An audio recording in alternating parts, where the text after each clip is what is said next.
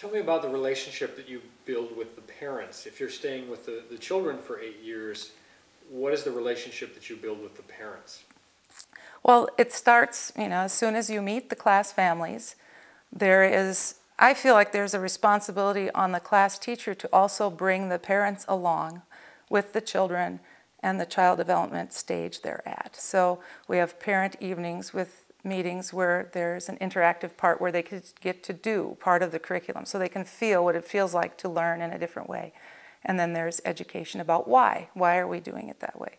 And I take that really seriously, that the parents need to be brought along because they're the biggest supporters of their children at home.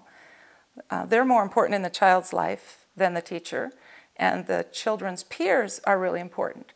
So you want the peer body around the child to also be supporting healthy development. So that gets into conversations about media use and even food choice. And the parents need a chance as a group to talk about those things together to support one another. The most important thing is during the age of 7 to 14, the relationship with the teacher is one of authority. The teacher needs to kind of put on the hat of, I am taking on the role of authority for you, child, in my classroom. The parents have to trust that.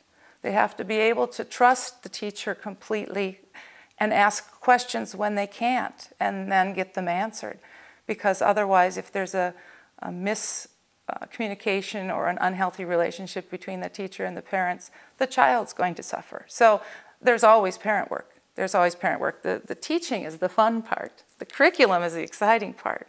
And the challenging part is working with the colleagues and the other adults, because adults are just that much more complex. So, especially since I would gather a majority of the adults that come to create Waldorf schools, at least in Minnesota, maybe haven't come from Waldorf themselves. I mean, we're creating a new generation of Waldorf kids.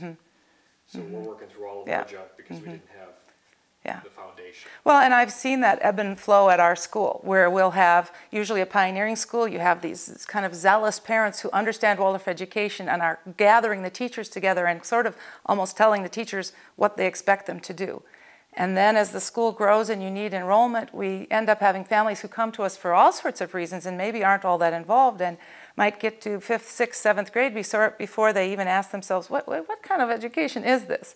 And you have a different flavor. And then you'll maybe have another group of another young group that comes in that for some reason, usually in the outer society, have been spurred to investigate and to do something intentional about their child's education.